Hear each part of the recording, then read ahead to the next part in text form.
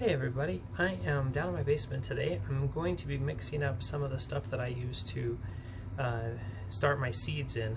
The solution that I use is the same that I use in my square foot gardens. It's called Mel's Mix. It consists of 1/3 vermiculite, or vermiculite, 1/3 peat moss, and 1/3 compost. I'm actually going to try, rather than using peat moss, using coconut coir. It has some different characteristics than peat moss, but I've heard people being able to swap it out fairly easily. And the reason why I'm using coconut coir is because I got some from really cheap from a discount store, and I've always wanted to try it, so I'm going to give it a try.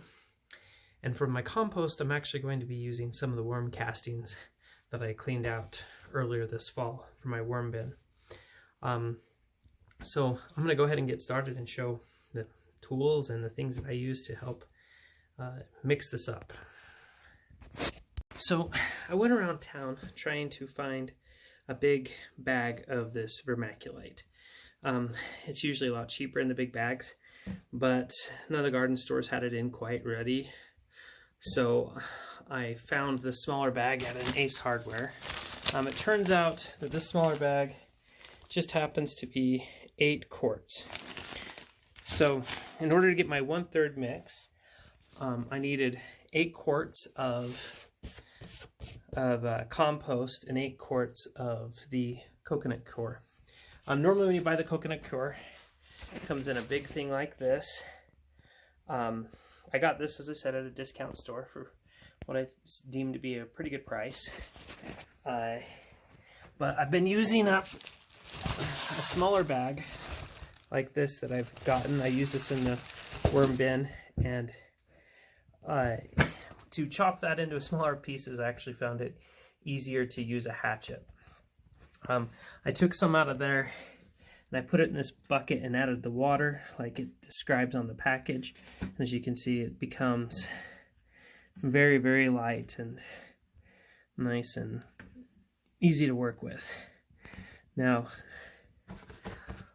to measure all these materials out, I actually use a 1 quart yogurt cup.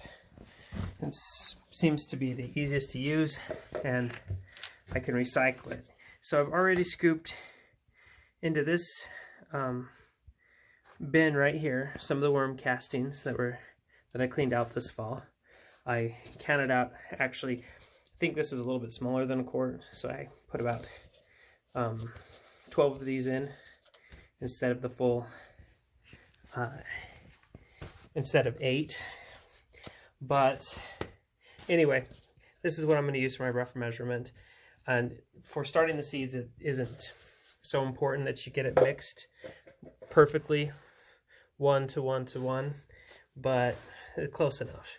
So this is going to be what gives my seed starting material all of the nutrients that it needs. You can see there's lots of eggshells left over from adding the eggshells in, and just a few other bits and pieces, but it smells really rich and earthy.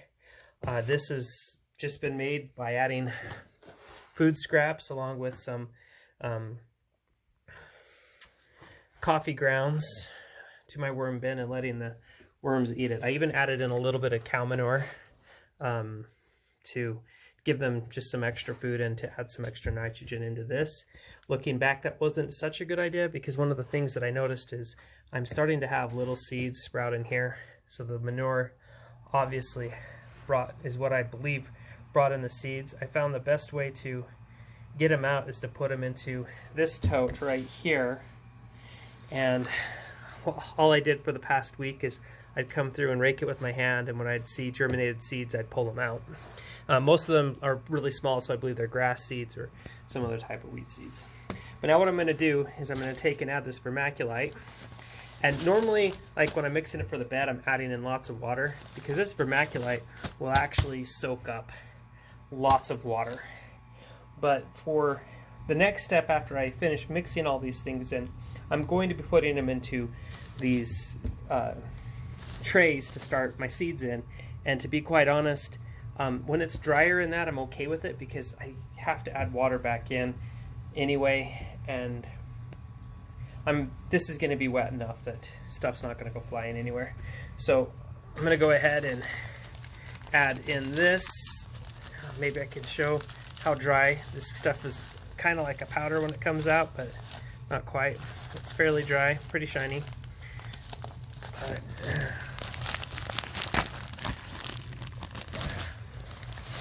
So that's the vermiculite. That's all of it. Then I'll just take and lightly just start mixing in this, these two together. Well, I'm running into an issue. The vermiculite is so much lighter that the heavier stuff wants to separate, so I might actually have to add some water to help get this mixed in nice and good. But I'm going to add in the coconut coir before I do that, because the coconut coir has the already has water in it. So I've got the coconut coir and the vermiculite and worm castings all mixed in.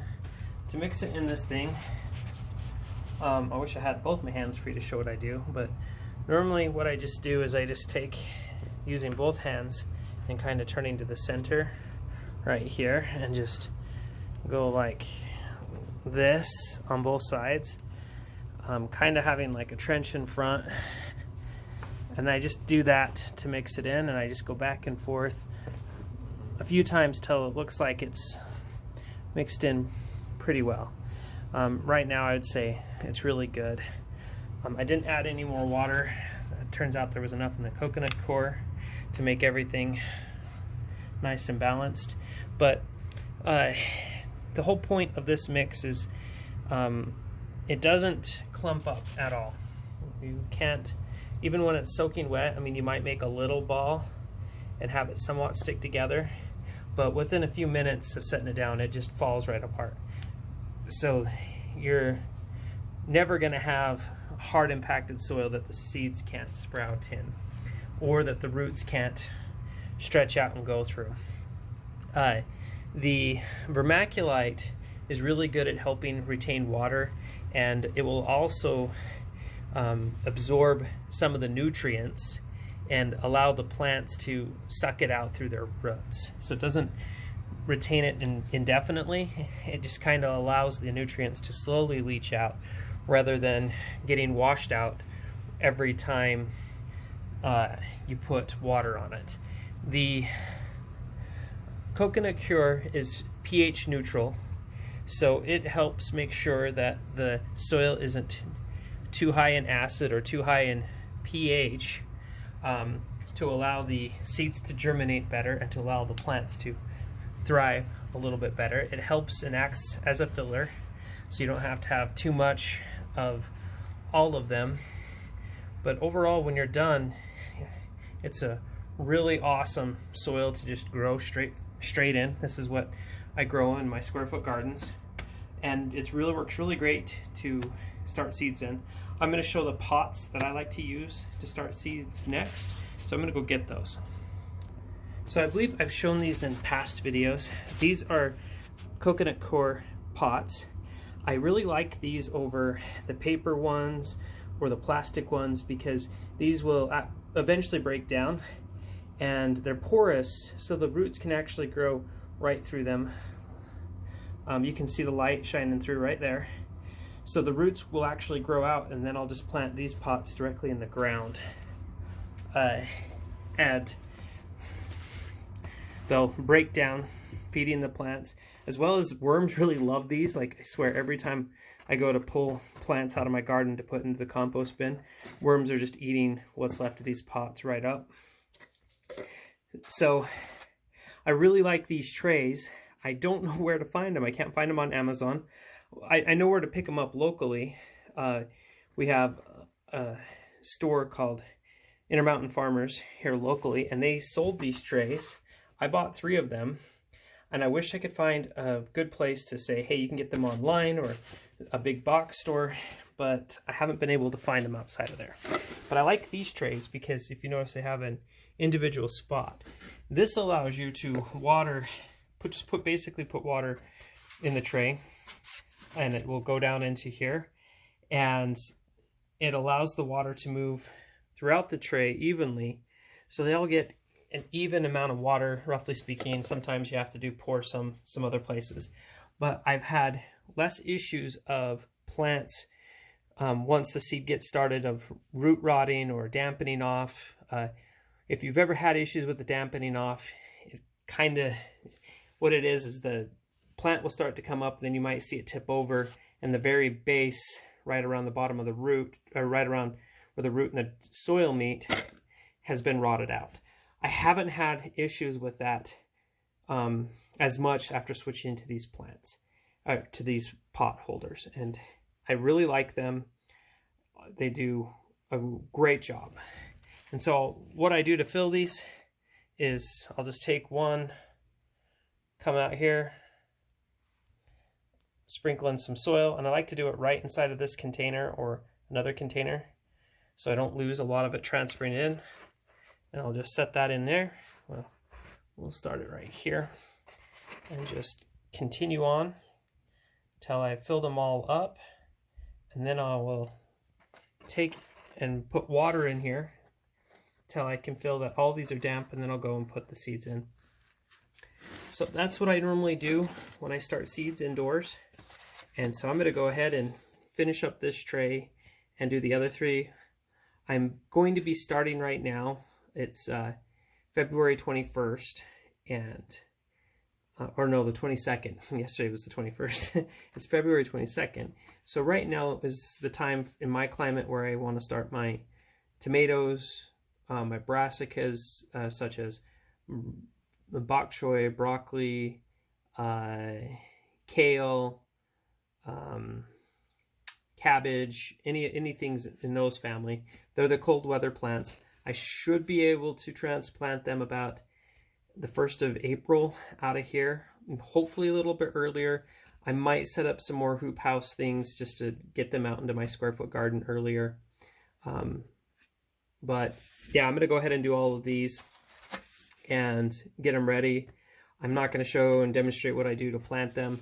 The one thing that I'll also say about this soil is you can plant seeds in it super deep, and they'll break through and come through the top. It's just so loose, they don't have to fight that much. I've planted seeds, some of the smaller seeds, deeper than my pinky finger just to test this stuff out, and plants have come out of it. So it's, in my opinion, the best stuff ever. I like how small the vermiculite is, just to go back and talk more about the soil, compared to perlite that a lot of people use.